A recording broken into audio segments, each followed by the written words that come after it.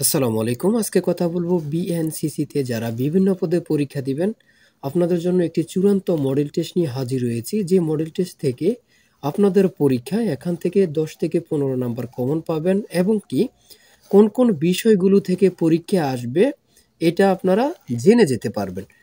দেখেন পরীক্ষায় কিন্তু কেমন প্রশ্ন আসে, কোন বিষয় থেকে প্রশ্ন আসে এটা জানে না বলেই কিন্তু পরীক্ষায় অনেকে উত্তীর্ণ হতে পারে না। তাই বলে রাখি অফিস সহায়ক, অফিস সহকারী, নিরাপত্তা প্রহরী, পরিচ্ছন্নতা কর্মী, মালি পদ এবং কি নিরাপত্তা প্রহরী হন না কেন, অবশ্যই সম্পূর্ণ ভিডিওটা দেখলে আপনার পরীক্ষায় পাস করতে পারবেন ইনশাল্লাহ। সর্বপ্রথম বলে রাখি এই সকল পদের জন্য আমরা একটি চূড়ান্ত সাজেশন তৈরি করেছি। ইনশাল্লাহ এই আমাদের সাজেশনটি পড়লে আপনারা পরীক্ষায় পাস করতে পারবেন। শুধু সাজেশনটি রিভিশন দিয়ে অর্থাৎ সাজেশনটি পড়ে পরীক্ষায় গেলে আপনি উত্তীর্ণ হতে পারবেন। আমাদের সাজেশনটি নিতে স্ক্রিনে দেওয়া হোয়াটসঅ্যাপ নাম্বারে মেসেজ করুন। যাদের হোয়াটসঅ্যাপ নেই তারা ইমোতে মেসেজ করেও সাজেশনটি সংগ্রহ করতে পারবেন। সাজেশনের মূল্য মাত্র ৳১০০। দেখেন আমি মূল কথায় চলে যাচ্ছি। দেখেন পরীক্ষার প্রশ্ন প্যাটার্নটা আজকে দেখিয়ে দিব এবং কোন, কোন টপিক থেকে প্রশ্নগুলো আসবে আমি দেখিয়ে দিব। সর্বপ্রথম রয়েছে সন্ধি বিচ্ছেদ।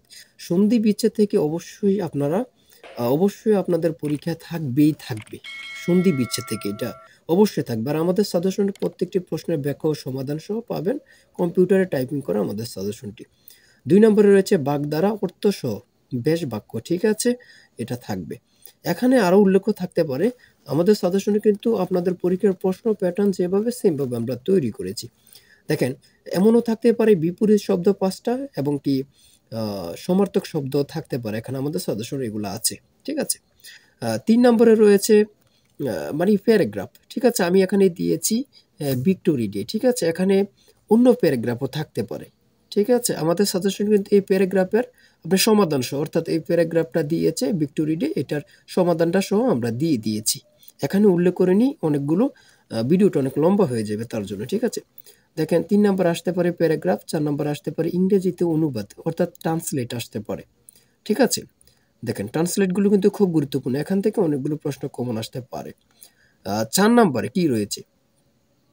এখানে ৩ নাম্বার হচ্ছে প্যারাগ্রাফ, ৪ নাম্বার হচ্ছে ট্রান্সলেট এবং ৫ নাম্বার হচ্ছে আইডমস, হ্যাঁ? আইডমসগুলো আপনারা দেখে নিবেন, খুব গুরুত্বপূর্ণ। প্রত্যেকটি প্রশ্নের সাথে, সাথে কিন্তু আনসার দেয়া আছে। ঠিক আছে? প্রত্যেকটি প্রশ্নের সাথে আনসার দেয়া আছে। আপনারা এগুলো দেখে নিবেন ৫ নম্বরে আইডমস, হ্যাঁ? তারপরে ৬ নম্বরে কি রয়েছে? ৬ নম্বরে রয়েছে প্রিপোজিশন। প্রিপোজিশন সকল চাকরির পরীক্ষায় এখন এটা একটা খুব গুরুত্বপূর্ণ টপিক বললেই চলে। ঠিক আছে? ৬ নম্বরে প্রিপোজিশন আসবে। তারপরে আমরা দেখব যে ৭ নম্বরে কি আসবে? ৭ নম্বরে আসবে আ দেখেন আমি বলি এখানে যে প্যাটার্নটা নিয়েছি আমরা কিন্তু খুব গুছিয়ে একদম স্পষ্ট আমাদের সাজেশনটি। ঠিক আছে?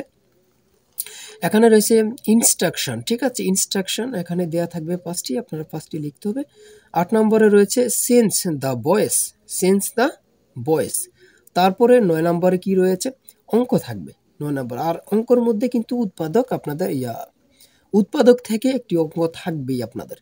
তারপরে ১০ নম্বরে রয়েছে অঙ্কগুলো আপনারা দেখে দিবেন। প্রত্যেকটি প্রশ্নের ব্যাখ্যা সমাধান সহ দেয়া আছে।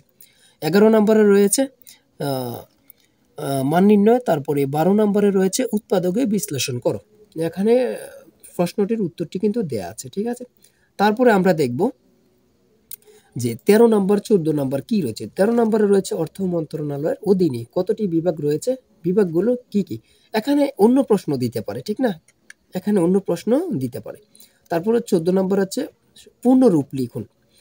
কয়েকটি পূর্ণরূপ কিন্তু আসবেই। আমি বলি আপনার পূর্ণরূপ আসবেই, আসবেই, আসবেই। ঠিক আছে?